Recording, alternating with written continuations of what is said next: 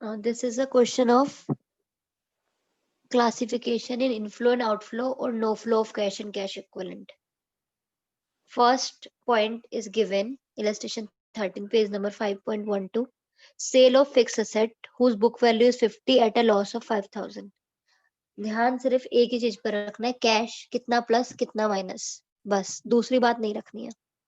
ठीक है, अगर मेरी एक एसेट जिसकी 50,000 वैल्यू थी 5,000 के लॉस पर सेल हुई, यानी कि 40,000 रुपीज मेरे पास आए होंगे। जब तक ये नहीं कहता कि क्रेडिट पर है तब तक तो 45,000 इनफ्लो हुए। So in this question 45,000 inflow will be there. Next, purchase of stock in trade for cash.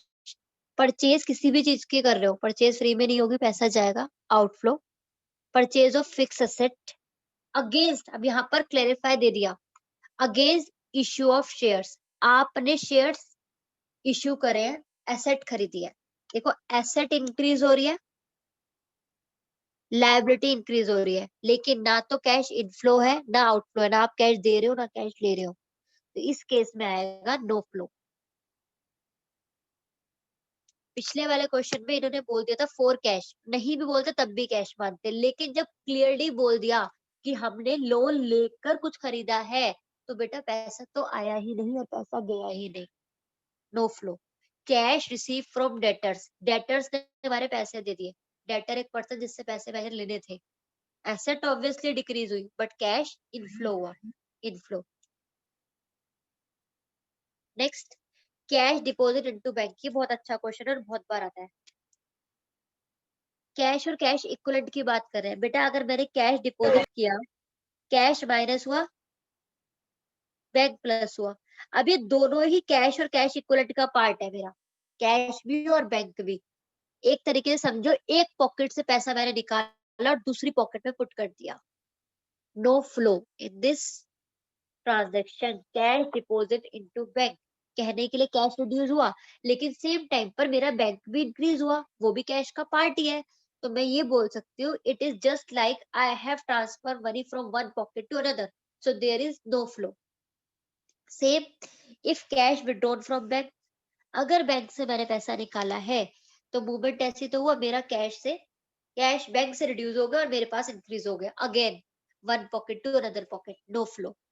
Issue of fully paid bonus share, bonus मतलब फ्री में दिया आपने, अब फ्री में दिया है, पैसा तो आया ही नहीं, जब आया नहीं तो no flow.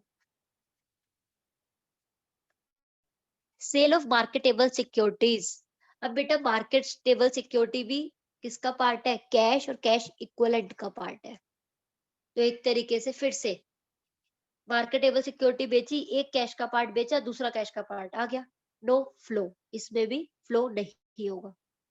Next is also an important point, declaration of final dividend, बेटा सिर्फ डिक्लेयर किया है ही क्या। अब आप एक चीज ध्यान से समझना, एक छोटा सा पॉइंट मुझे बताना है, एक होता है इंटरिम डिविडेंड, एक होता है फाइनल डिविडेंड। इंटरिम डिविडेंड वो जो साल के बीच में दिया जाता है, मतलब अभी फाइनेंशियल स्टेटमेंट बने नहीं उससे पहले ही आपने पे कर दिया, डिक्लेयर भी किया पे भी, तो इंटरिम डिविडेंड जिस साल में डिक्लेयर होगा उसी साल में पे हो जाएगा। तो चाहे इंटरिम डिक्लेयर बोले चाहे पेड बोले, बात एक ही है, आउटफ्लो ही होगा, पैसा जाएगा ही। लेकिन फाइनल डिविडेंड जब तक ये पे वर्ड यूज नहीं करेंगे तो आप ये मानोगे सिर्फ बोला है कि देंगे पर दिया नहीं, ठीक है। और फाइनल डिविडेंड अगर आपने सिर्फ डिक्लेयर किया है, बोला है हम देंगे, तो नो फ्लो होगा, there will be no flow. Writing off bad debt against the provision, bad debt write off करे प्रोविजन के अगेंस्ट, पहले से बना रखी थी गुल्लक उसमें से राइट ऑफ कर दिया, बोल दिया कि हाँ हम नहीं दे रहे, तो यहाँ भी मैंने किसी और को पैसा दिया नहीं है ना कहीं से आया है, नो फ्लो।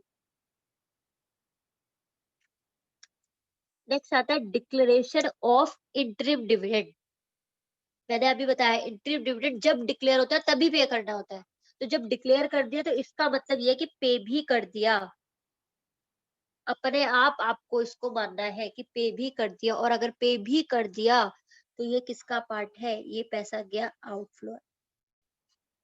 फिर आता है sale of current investment, current investment मतलब वही मार्केटेबल सिक्योरिटीज, एक कैश इक्विवेलेंट से पैसा जाके दूसरे कैश इक्विवेलेंट में आएगा तो हमेशा no flow. Increase in bank overdraft, bank overdraft financing का पार्ट है। अगर इंक्रीज हो रहा है मतलब पैसा, लायबिलिटी मेरी इंक्रीज हो रही है तो पैसा आया होगा। This is inflow. Decrease in cash credit, short term borrowing, cash credit मेरी बोरोइंग ही है। अगर मेरी क्रेडिट कम हो रहा है यानी कि मेरा पैसा कट रहा होगा, तभी तो मेरे क्रेडिट क्रेडिट कार्ड का बैलेंस पहले से कम होता जा रहा है, देखिए पैसा कटता जा रहा है। This is outflow. सिंपल था, बहुत ध्यान से पढ़ना है आपको। एक क्वेश्चन आ जाता है इसके ऊपर, आइडेंटिफाई इनफ्लो, आउटफ्लो और नो फ्लो। जैसे क्वेश्चन आता है ना ऑपरेटिंग इन्वेस्टिंग फाइनेंसिंग, वैसे ही आ जाता है इनफ्लो, आउटफ्लो या no flow. Hope you understood this also.